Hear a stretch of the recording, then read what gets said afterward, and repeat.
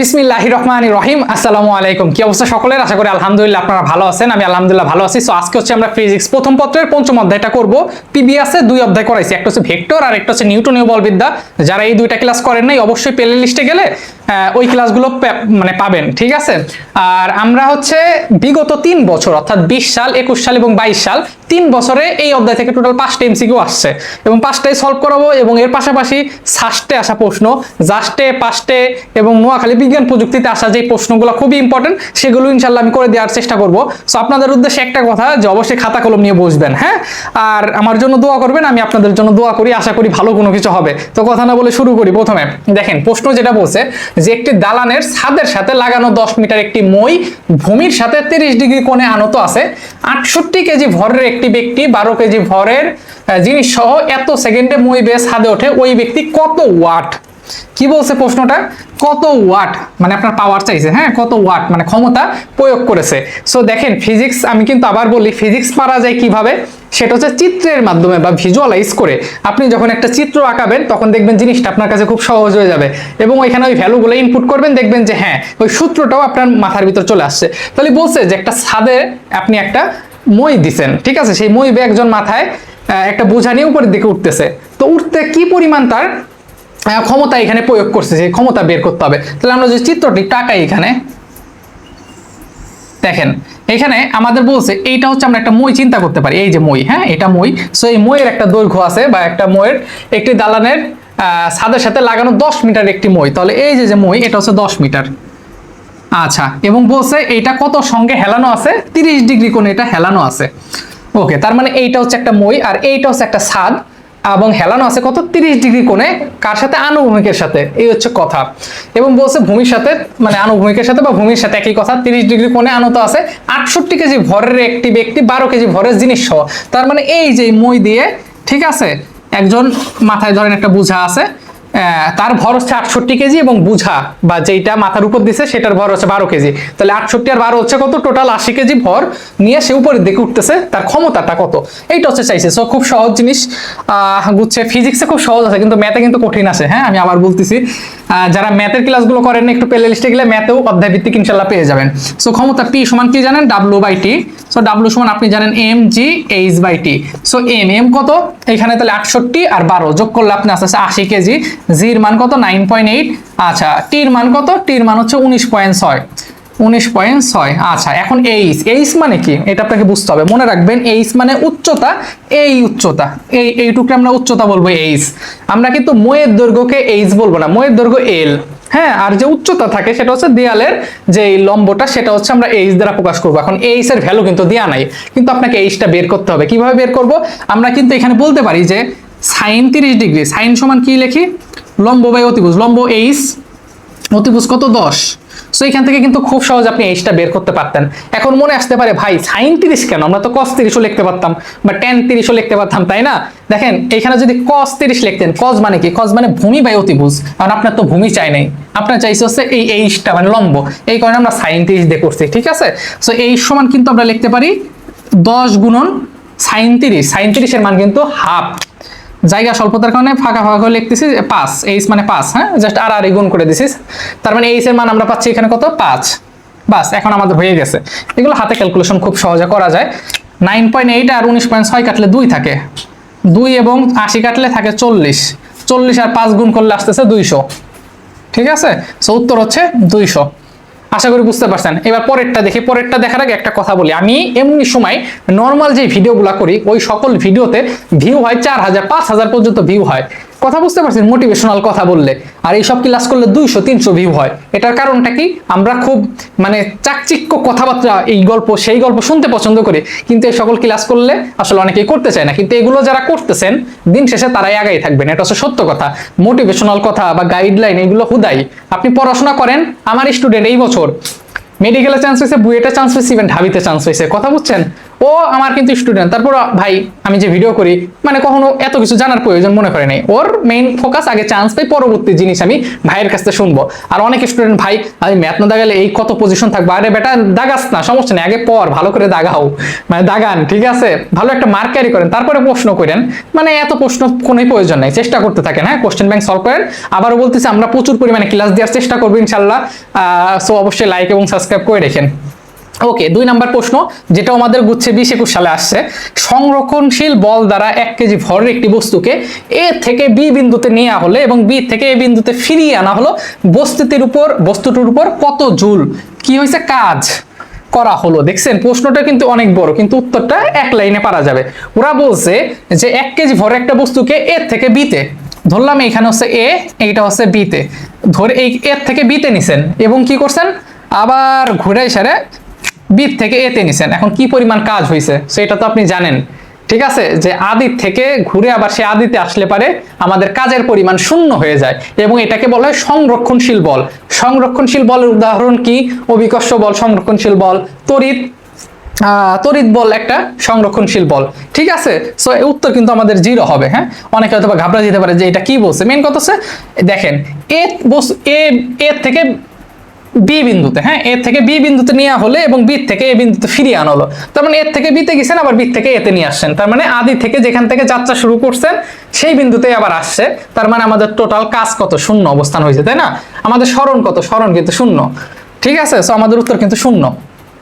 Number প্রশ্নটা আমরা একটু খেয়াল করি। এখানে বলছে 500 গ্রাম ভরের একটি কণার উপর এত নিউটন বল ক্রিয়া করায় বস্তুটি বলের দিকে এত অবস্থান হতে এত অবস্থানে সরে গেল, বলের দ্বারা কৃত কাজ কত? বিষয়টাকে আমরা একটু ভিজুয়ালাইজ করার চেষ্টা করি। ধরে নেন যে এটা হচ্ছে আপনার গুচ্ছ 22-23 আসা একটা প্রশ্ন, যে এখানে একটা বস্তু আছে, ঠিক আছে, এই বস্তুটার উপরে একটা ফোর্স আপনি প্রয়োগ করছেন, তো এইটার অবস্থান x সমান 0 ছিল, এখান থেকে এসে এইখানে যখন আসছে তখন এটা x সমান 2, তার মানে আদিতে ছিল সরণ শূন্য, একটা বল ক্রিয়া করার পরে এটা 2 মিটার সরণ হয়েছে। তো বলছে এই যে এই অবস্থান থেকে এই অবস্থানে যে গেছে, তার মানে কি অবশ্যই একটা কাজ হয়েছে। সো সেই কৃত কাজটা কত? ডাব্লুটা কত? সো যেহেতু এখানে x সমান 0 এবং x সমান ডাব্লু আছে, সো আমরা ডাব্লু সূত্রটা জানি, এখানে ইন্টিগ্রেশন চিহ্নটা হবে লোয়ার লিমিটে 0, আপার লিমিটে হবে হচ্ছে আপনার 2, আর সূত্রটা কি মনে আছে? ডাব্লু সমান কি হবে এখানে? অবশ্যই এফ ডিএক্স, এক্স এর সাপেক্ষে আমরা অন্তরীকরণ করব।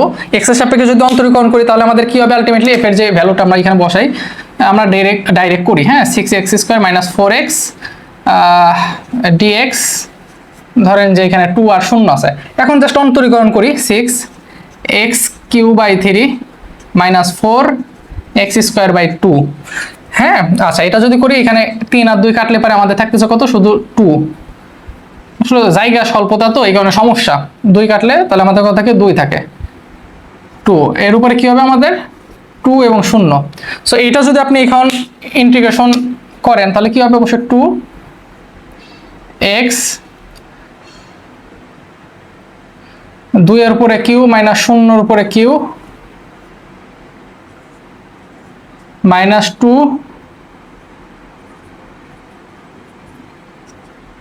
2 গুণন 8 মাইনাস 2 গুণন 4, সো 16 মাইনাস 8, উত্তর 8।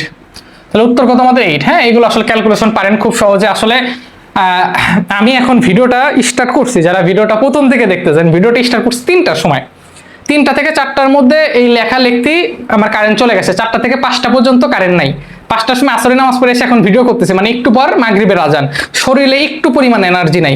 হ্যাঁ আমি যে কিভাবে কথা বলতেছি আমি নিজে জানি। যাক এটা ছিল আমাদের এই প্রশ্ন। এখানে আরো 2-3টা প্রশ্ন আছে, হ্যাঁ 2টা প্রশ্নের উত্তর আমি করে দিচ্ছি। ওকে সবাই একটু মনোযোগ দিয়ে আসলে দেখেন, জায়গা স্বল্পতার কারণে একটু এইভাবে লেখা হচ্ছে, আপনারা কাইন্ডলি খাতা কলম নিয়ে বসেন। আচ্ছা দেখেন 2য় নাম্বার প্রশ্ন, স্থির অবস্থা থেকে 20 কেজি ভরের কোনো বস্তু একটি নির্দিষ্ট বলের ক্রিয়ার ফলে 3 সেকেন্ডের পর বেগ এত অর্জন করলে 5 সেকেন্ড পর গতিশক্তি কত? তো ফার্স্ট আপনি গতিশক্তি কে, কাইনেটিক এনার্জি কে সমান কি জানেন?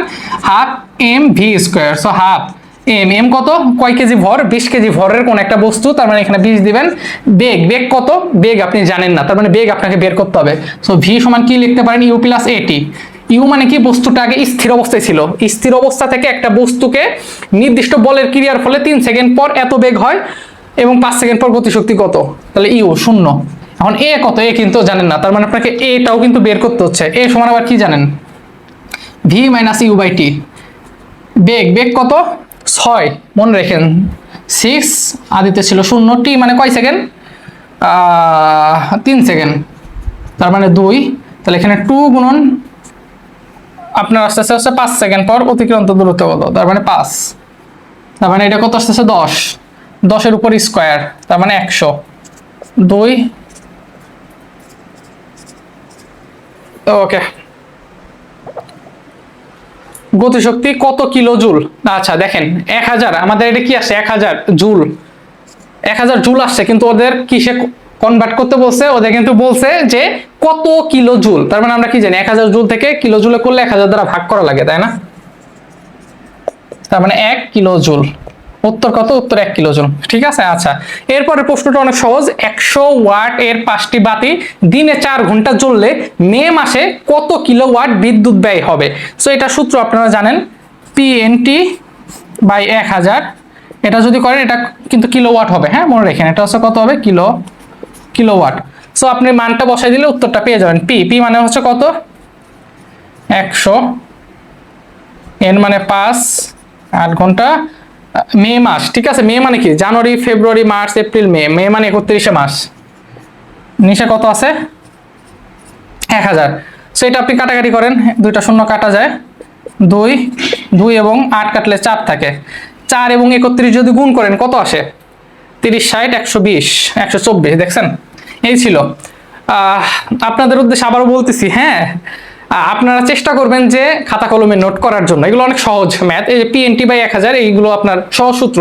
সো আমরা কিন্তু এখন মানে সাস্টের কোশ্চেনগুলো দেখা শুরু করব, একটু কঠিনে যাওয়ার চেষ্টা করবো ইনশাল্লাহ। আর আমি আসলে ভিডিও করতে যদি কোনো ভুল ভ্রান্তি হয়ে থাকে অবশ্যই আমাকে কমেন্ট করে জানাবেন। আর আমি এনার্জি পাচ্ছি না, আমার যে কথা বলার স্পিড সেটা আসতেছে না, সো কিছু মনে করিয়েন না। চলুন পরবর্তীটা দেখি। আচ্ছা, আমরা প্রশ্নগুলো এইখানে লেখার চেষ্টা করছি এবং উত্তরটা আমি এইখানে লিখবো। ঠিক আছে, আবারও বলতেছি, যদি আপনারা একটু মানে কম বুঝে থাকেন একটু বোঝার চেষ্টা করবেন দয়া করে, হ্যাঁ আমার বোর্ডটা ছোট, আসলে এত লেখা লিখতে অনেক কষ্ট, বুঝাইতে তো কোনো প্যারা নাই।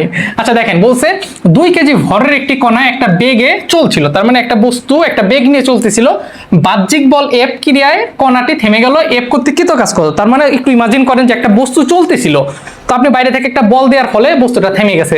মনে রাখবেন বল হচ্ছে 3টা জিনিস করতে পারে, কোন একটা বস্তুর উপর ক্রিয়া করে বস্তুর গতিকে বাড়াইতে পারে, কোন একটা বস্তুর গতিকে কমাইতে পারে এবং বস্তুর গতিকে স্থির করতে পারে। এই 3টা কাজ করতে পারে বল। সো এখানে যে জিনিসটা হইছে, একটা বস্তু যাচ্ছিল, বস্তুটার উপরে বলটা ক্রিয়া করে বস্তুটাকে থামাই দিছে।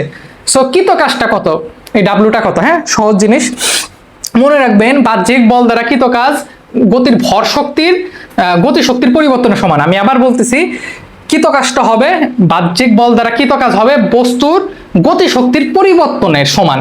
তাহলে ডাব্লুটা কি হবে, বস্তুর গতিশক্তির পরিবর্তনের সমান। তাহলে অবশ্যই M V two square minus half M V one square. তার মানে যে পরেরটা থেকে আগেরটা আমরা বিয়োগ করি, তো আমাদের প্রথমে বস্তুটা স্থির অবস্থায় ছিল, 2 কেজি ভরের, এটা এত বেগে চলছিল, বাহ্যিক বল এফ, কোয়ান্টি থেমে গেল, এফ করতে কৃত কাজ করো, থেমে গেছে। তার মানে কি হয়েছে, আচ্ছা এটা আমাদের যেখানে যেটা হয় দেখেন, হাফ ওইটা শূন্য হয়ে যায়, হ্যাঁ এটা থাকে না, সোজা কথা, হাফ গুণ এম, এম ছিল হচ্ছে কত 2।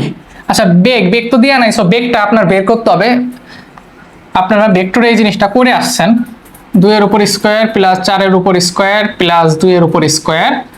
এটা যদি করি তাহলে কত আসে, 4 প্লাস 16 প্লাস 4, তাহলে আসতেছে √24। ঠিক আছে, √, কত আছে 24, তাহলে বেগ কত পাচ্ছি, √24 এর উপর স্কোয়ার। তাহলে এটা কাটাকাটি 2 কাটা, তাহলে কত থাকে 24। অ্যান্সার কিন্তু 24, হ্যাঁ অ্যান্সার 24, আমি আগেই লিখে রাখছি। এটা সাস্টে 18-19 আসা একটা প্রশ্ন। এর পরবর্তী প্রশ্নটা আমরা একটু দেখি। আপনারা অনেক পরিমাণ প্রশ্ন ব্যাংক সলভ করিয়েন, হ্যাঁ জিএসটিতে ভালো কিছু করতে গেলে প্রশ্ন ব্যাংকের বিকল্প কিছুই নেই। এই প্রশ্নগুলো করতে পারলে দেখবেন যে খুব সহজে ইনশাল্লাহ হয়ে যাবে চান্স। আর আমি কঠিন লেভেলের কিছুই করাচ্ছি বা করাবো আরো। সহজ যে জিনিসগুলো আছে ওইগুলো আমরা ইউনিভার্সিটি বিশেষ করে ঢাবির জন্য করাই রাখি। আপনারা চাইলে আমার ওই কোর্সে এনরোল করতে পারেন, ওইটা করবেন আর এটা করলে আশা করি সব হয়ে যাবে। হ্যাঁ ডেসক্রিপশন এবং কমেন্টে বলা আছে। দেখেন 10 কেজি ওজনের 2টি ঘনক আকৃতির গোলককে একটির উপর আরেকটি স্তূপ করে কত শক্তি লাগবে? তার মানে 10 কেজি ভর 2টি গোলক, এই যে একটার উপরে কি করবেন, আরেকটা রাখবেন। ঠিক আছে, এই যে একটার উপর আরেকটা যে রাখছেন, তাহলে এখানে আপনার কি হয়েছে, একটার উপর কত শক্তি, তার মানে একটা শক্তি লাগবে, একটার উপর আরেকটা যে রাখবেন তার মানে এনার্জি তো লাগবে, সেই এনার্জিটা কত? ঠিক আছে, সো আমরা শর্টকাট সূত্র কি সমান mgh N N minus one by কত আমাদের 2, ঠিক আছে। সো এটা খুব সহজে করতে পারবেন। এম বস্তুর ভর কত 10 কেজি ভর, জি জি কত দিয়ে আছে 10, এইচ কত আমাদের বল আছে 0.5। আচ্ছা 0.5 রে কিন্তু আমি হাফ লিখতে পারি, নিচে 2 দ্বারা ভাগ করতে পারি। এন মানে কি, এন মানে সংখ্যা, একটার উপর আরেকটা রাখছেন কয়টা, এখানে বল আছে 2টা। সো এখানে কত হবে গুণন 2 হবে, আর 2 এর থেকে n মাইনাস 1 মানে 2 থেকে 1 বিয়োগ, তার মানে 1, নিচে কত 2, 2 2 কাটা 2 2 5, তার মানে কত 50 থাকতেছে, ঠিক আছে। এটার উত্তর কত, এটার উত্তর 50। আশা করি বুঝতে পারছেন। এটা আসছিল কোথায়, এটা আসছিল BSMRSTU, Bangabandhu Sheikh Mujibur Rahman science and technology university, যেটা আপনাদের খুবই পরিচিত, গোপালগঞ্জ অবস্থিত। হ্যাঁ, এটা আসতে পারে। আমি প্রত্যেকটা টাইপেরই অঙ্কগুলো করাচ্ছি যেগুলো আসার মতো প্রশ্ন আপনাদের বুঝছে। আচ্ছা, এর পরবর্তী প্রশ্ন কোথাকার, JUST Jessore science and technology university কি বলছে, 2 হর্স পাওয়ারের একটি পাম্প 12 মিনিটে 1000 লিটারের একটি ট্যাঙ্ক পানি ভর্তি করতে পারে, অতিরিক্ত 1 HP এর একটি পাম্প যুক্ত করলে উক্ত কাজে কত মিনিট সময় সাশ্রয় হবে। বিষয়টা হচ্ছে কি, এইভাবে একটু চিত্রের মাধ্যমে আঁকাবেন। মনে করেন একটা ট্যাঙ্ক, আপনি এখানে একটা মোটর আছে, ঠিক আছে, এবং এখানে আরেকটা মোটর আছে। সো এই দুইটা মোটরের একটা পাওয়ার আছে, হ্যাঁ, হর্স পাওয়ার যেটাকে বলি আমরা, সেটা হচ্ছে এটা 2 হর্স পাওয়ার ছিল আর এটা ছিল 1 হর্স পাওয়ার। তো ফার্স্টে আপনি 2 হর্স পাওয়ার দিয়ে এই যে ট্যাঙ্ক আছে, ট্যাঙ্কে কি করবেন, পানি পূর্ণ করবেন, কত 1000 লিটারের পানি পূর্ণ করবেন। মনে করেন 1000 লিটারের পানি পূর্ণ করবেন এই একটা মোটর দিয়ে। এই মোটর তো আপনারা মাটির নিচ থেকে উঠাচ্ছেন, এটা ফ্যাক্ট না, মোটর থেকে পানি উঠাচ্ছেন ট্যাঙ্কির মধ্যে 2 হর্স পাওয়ারের একটা মোটর দিয়ে। এরপরে কি বলছে, এবং সময় লাগছে কত, 12 মিনিট সময় লাগছে আপনার, 12 মিনিট সময় লাগছে। ওরা বলছে 2 হর্স পাওয়ারের একটি পাম্প 12 মিনিটে 1000 লিটারের একটি ট্যাঙ্ক পানি ভর্তি করতে পারে, অতিরিক্ত 1 হর্স পাওয়ার, তার মানে এই যে আরেকটা হর্স পাওয়ারের মোটর এর একটি পাম্প যুক্ত করলে উক্ত কাজে কত মিনিট সময় সাশ্রয় হবে, কত মিনিট সময় সাশ্রয় হবে। সো আপনি যদি একটু চিন্তা করেন, P1 কত আছে বলেন তো, 2 হর্স পাওয়ার, তাই না, আর T1 কত, T1 হচ্ছে 12 মিনিট, আপনি মিনিটই রাখেন কোনো সমস্যা নেই। হ্যাঁ, আচ্ছা P2 আমরা কত জানি বলেন তো, P2 যেটা হবে অবশ্যই 1 হর্স পাওয়ার না, আমরা পরবর্তী দুটো যোগ করব, তো পরবর্তী 2 হর্স পাওয়ার তো উঠাচ্ছে, সাথে আরো 1 হর্স পাওয়ারের, তার মানে এটা তো 2 হর্স পাওয়ারের ছিল, এটা আপনি বোঝার সুবিধাতে ধরেন এখানে আরো হর্স পাওয়ার 1 হর্স পাওয়ার আমরা অ্যাড করছি, তার মানে এটা কিন্তু আলটিমেটলি 3 হর্স পাওয়ার হয়ে যায়, ঠিক আছে। হইলে আমাদের T2টা চাইছে, T2 কত, মানে পরিবর্তনটা কত। সো আমরা পরিবর্তনটা কেমনে বের করব, T1 equal P2 T2। So এখান থেকে আমরা যদি T2টা বের করি, P1 প্লাস P1 কত 2, T1 হচ্ছে 12, আর এটা কত 3 আর 12 কাটলে 4 থাকে, তার মানে 8 হচ্ছে। হ্যাঁ, 8 কি পাচ্ছেন, 8 মিনিট পাচ্ছেন। তো আর আমাদের বলছে কি যে কত মিনিট সময় সাশ্রয় হবে, সময় সাশ্রয় হবে বলতে বোঝাচ্ছে T1 মাইনাস T1 হচ্ছে 12 মাইনাস 8 সমান কত 4 মিনিট, তার মানে আপনার 4 মিনিট সময় সাশ্রয় হবে। আশা করি বুঝতে পারছেন। আমি আবার বুঝাচ্ছি, একটু বোঝার চেষ্টা করবেন। বলছে 2 হর্স পাওয়ারের একটি পাম্প 12 মিনিটে 1000 লিটারের একটি ট্যাঙ্ক পানি ভর্তি করতে পারে, অতিরিক্ত 1 হর্স পাওয়ারের একটি পাম্প যুক্ত করলে উক্ত কাজে কত মিনিট সময় সাশ্রয় হবে। সময় সাশ্রয় মানে বোঝাচ্ছে প্রথমটা থেকে দ্বিতীয়টা বাদ দিলে কতটুকু সময় থাকতেছে, সেটাই সময় সাশ্রয়। সো আমরা প্রথমে T1 12 মিনিট ছিল, আমরা T2টা বের করছি, সো প্রথমটা থেকে দ্বিতীয়টা বিয়োগ দিলে যেটা হচ্ছে সেটা কিন্তু আমাদের পেয়ে যাচ্ছে, ঠিক আছে। আচ্ছা, এখন যে ম্যাথগুলো করাবো এই 3টাই ফার্স্টে আসা প্রশ্ন, ঠিক আছে, এবং 3টাই সবচেয়ে মজার এবং খুবই ইন্টারেস্টিং, এবং করতে কোনো সময়ই লাগবে না যদি একটু বুঝতে পারেন। আচ্ছা, এটা হচ্ছে 13-14তে আসা, হ্যাঁ, প্রথম প্রশ্ন 13-14তে আসা, আর পরেরটা হচ্ছে 11-12-11-12তে আসা প্রশ্ন। হ্যাঁ, বোঝার চেষ্টা করবেন খুব মনোযোগ দিয়ে। বলছে একটি স্প্রিং এর 1 কেজি ভর রাখা হলে সেটি 10 সেন্টিমিটার সংকুচিত হয়, একটি 5 কেজি ভর 1 মিটার উপর থেকে স্প্রিংটির উপর ছেড়ে দিলে কত মিটার সংকুচিত হবে। হ্যাঁ, মানে স্প্রিংটি আর কত মিটার সংকুচিত হবে। কি বললাম বুঝেন নাই, চলেন একটু বোঝানোর চেষ্টা করি। খুবই ইন্টারেস্টিং একটা ম্যাথ। ধরেন যে এইখানে আপনার একটি স্প্রিং আছে, হ্যাঁ, এটা হচ্ছে একটি স্প্রিং, এইভাবে আছে, ওকে। সো আপনি কি করছেন, উপর থেকে একটা বস্তু আছে, এই বস্তুটা স্প্রিং এর উপরে আপনি দিয়েছেন, তাহলে স্প্রিং এর উপর যদি কোনো একটা ইট বা কোনো একটা কিছু রাখেন, স্প্রিংটা কি প্রসারিত হয় নাকি সংকুচিত হয়ে যায়? অবশ্যই সংকুচিত হয়। এইটাই বলছে যে একটি স্প্রিং 1 কেজি ভর রাখা হলে, মানে একটা স্প্রিং এর উপর 1 কেজি ভর, তাহলে এই যে এটা হচ্ছে 1 কেজি ভরের একটা বস্তু একটা স্প্রিং উপর রাখা হলে সেটি 10 সেন্টিমিটার সংকুচিত হয়, তার মানে এটা সংকুচিত হয়ে গেছে, ঠিক আছে। সংকুচিত হয়ে দেখা গেছে এই অবস্থায় চলে আসছে, এই যে, তার মানে এইখানে ছিল এইটা সংকুচিত এই অবস্থায় আছে, তার মানে পরিবর্তনটুকু কত হয়েছে বলেন তো, পরিবর্তনটুকু এইটা ছিল এইটুকু পরিবর্তন হয়েছে, এবং এটা কত 10 সেন্টিমিটার। হ্যাঁ, বুঝার চেষ্টা করেন, ছোট জায়গা তো একটু কম কম করে বুঝলে হবে যে একটা স্প্রিং ছিল, এটার উপরে 1 কেজি ভর চাপাইছেন, চাপানোর ফলে এটা সংকুচিত হয়ে 10 সেন্টিমিটার সংকুচিত হয়েছে। হ্যাঁ, ওকে, সংকুচিত হয়। এরপরে বলছে একটি 5 মিটার ভর 5 কেজি ভরের 1 মিটার উপর থেকে স্প্রিংটির উপর ছেড়ে দিলে কত স্প্রিংটি আরো কত সংকুচিত হবে। মানে বলছে এখন আপনি যদি আরো 5 মিটার উচ্চতা থেকে কোনো একটা বস্তুকে আবার ফেলান, মানে ওরা বলছে যে 5 কেজি ভরের আরেকটা বস্তু আছে, এবার 5 কেজি ভরের একটা বস্তু আছে কত মিটার উচ্চতা থেকে, 1 মিটার উচ্চতা থেকে, 1 মিটার উচ্চতা থেকে যদি ফেলান তাহলে স্প্রিংটি আর কতটুকু সংকুচিত হবে, কতটুকু সংকুচিত হবে বা আপনার সরণ কতটুকু হবে, পরিবর্তন কতটুকু হবে সেইটা বের করতে বলছে। সো ফার্স্টে আপনার কেটা বের করতে হবে। কে সমান কি লেখা যায়, F/x, তাই না? এটা জানেন কে কি বলে, কে স্প্রিং ধ্রুবক বলে, কে আপনার এটা বের করতে হবে। সো F/x লেখা যায়, F মানে কি লেখা যায়, mg/x।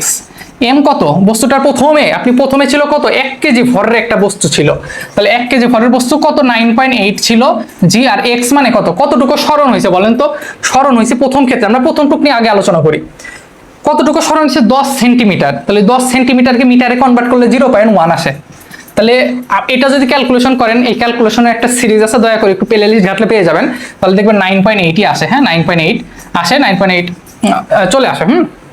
সরি 98 আসে, ভুল হয়েছে, 98 আসে। হ্যাঁ, 98 আসে। তাহলে কে পাইছেন। এখন কি হয়েছে, একটি 5 কেজি ভর 1 মিটার উচ্চতা থেকে স্প্রিং উপর ছেড়ে দিলে কত স্প্রিংটি হবে। এখন দেখেন বস্তুটা যখন স্থির অবস্থায় ছিল, 5 কেজি ভর একটা বস্তু, তার ভিতর যেটা থাকে সেটাকে বলা হয় স্থিতিশক্তি। আপনি যদি কোনো একটা ছাদের উপর কোনো একটা বস্তুকে নিয়ে যান, তাহলে ওইটার ভিতর যে শক্তি থাকে ওটাকে বলে স্থিতিশক্তি। তো স্থিতিশক্তি গতিশক্তিতে পরিণত হয় যখন আপনি ফেলাই দেন। তাহলে 5 কেজি ভরের যে বস্তুটা ছিল এর ভিতর যে শক্তিটা ছিল গতিশক্তি, স্থিতিশক্তি ছিল, এবং যখন পড়তেছিল আপনার গতিশক্তির রূপে পড়তেছিল, এবং এটা একটা কি একটা কাজ হয়, কাজ। ঠিক আছে, তাহলে আমরা কি লিখতে পারি, কাজ W সমান হাফ কে এক্স স্কোয়ার, এবং এটা সমান কি হয়, গতিশক্তিটা mgh এর সমান হয়। হ্যাঁ, বিষয়টা এইটা বুঝাইছে, মানে W হাফ কে এক্স স্কোয়ার সমান mgh এর সমান হয়, এতটুকু বুঝছেন। mgh কি, স্থিতিশক্তিটা আমাদের কাজে রূপান্তর হয়ে যায় বস্তুটা যখন পড়ে। তো এখান থেকে আপনার এই এক্সটা বের করতে বলছে, তাহলে x সমান কি লেখা যায়, 2mgh বাই কত, কে গুণ আকারে থাকলে ভাগ হয়ে যায়, এক্সটা রুট হয়ে যায়। বাস, এটা করলে আমাদের উত্তরটা হয়ে যাবে। এটা ফার্স্ট আসা প্রশ্ন। তাহলে এখন যদি করি আমি 2, m এর মান কত, m এর মান হচ্ছে 5 কেজি ভরের বস্তু, g মানে কত, g মানে 9.8, আর h মানে কত, h মানে হচ্ছে 1 মিটারের উচ্চতা। এই যে আমরা এটা নিয়ে কাজ করতেছি, 1 মিটার। আর কে এর মান কিন্তু 98 পাইছেনি। তাহলে 9.8 আর 98 যদি কাটেন কত থাকে, 10 থাকে। 10 দেখেন 9.8 এবং 98 কাটলে 10 থাকে, 5 দুগুণ 10, 10 কাটা, উপরে থাকে রুট 1, তার মানে উত্তর কিন্তু 1, এটাই আনসার। আশা করি বুঝতে পারছেন। হ্যাঁ, 6টা 7 বাজে, আপনি দেখতেছেন। হ্যাঁ, ইফতার করার সময় অলরেডি চলে আসছে, আরো 3টা এমসিকিউ সলভ করানোর কথা, মনে হয় না আর করতে পারবো। ঠিক আছে, একা মানুষ তো ভাই, কুলাই উঠতে পারি না, চেষ্টা তো করি আসলে অনেক কিছু করার, মানে একা কোনো কিছু হয় না, টিউশনি করানো লাগে সারাদিন ধরেন, কারণ আমার তো ইউটিউব থেকে টাকা পয়সা আসে না, আমি নেইও না, ওই কোর্স টোর্স সেল করে ওই যা আসে ওইটাই। হ্যাঁ, সো রোজা থেকে অনেক কষ্ট হয়ে যায়, একা ভিডিও করি। তো দেখেন, কে স্প্রিং ধ্রুবকের একটি স্প্রিংকে টেনে লম্বা করা হলো, দ্বিতীয় একটি স্প্রিংকে এর অর্ধেক পরিমাণ লম্বা করতে দ্বিগুণ কাজ করতে হবে, দ্বিতীয় স্প্রিং এর স্প্রিং ধ্রুবক কত। হ্যাঁ, কি বলছে আগে বোঝার চেষ্টা করেন। W সমান কি, W সমান half k1 x1 square W1, W2 সমান কি লেখা যায়, হাফ k2 x2 স্কোয়ার। ঠিক আছে, দুইটা। এখন ওরা বলছে কে স্প্রিং ধ্রুবকের একটি স্প্রিং টেনে লম্বা করা হলো, ওকে, দ্বিতীয় একটি স্প্রিং মানে যে দ্বিতীয় যে স্প্রিংকে এর অর্ধেক পরিমাণ লম্বা করতে, দ্বিতীয় স্প্রিংকে কি করতে, এর লম্বা করতে দ্বিগুণ কাজ করতে হয়।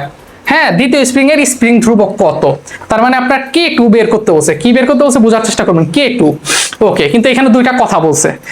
দ্বিতীয় স্প্রিং কি বলছে, দ্বিতীয় একটি স্প্রিংকে, হ্যাঁ, দ্বিতীয় একটি স্প্রিংকে এর অর্ধেক পরিমাণ লম্বা করতে, দ্বিতীয় একটি স্প্রিংকে এর অর্ধেক পরিমাণ লম্বা করতে, তার মানে দ্বিতীয় একটি স্প্রিংকে এর অর্ধেক পরিমাণ লম্বা করতে, মানে x1 এর অর্ধেক লম্বা করতে কাজ করতে হয়েছে কত, W2 সমান 2W1, এইটাই বলছে। দ্বিতীয় একটি স্প্রিংকে এর অর্ধেক পরিমাণ লম্বা করতে দ্বিগুণ কাজ করতে হয়, দ্বিগুণ কাজ করতে হয়। আমাদের k2 টা চাইছে। হ্যাঁ, k2 সমান হট।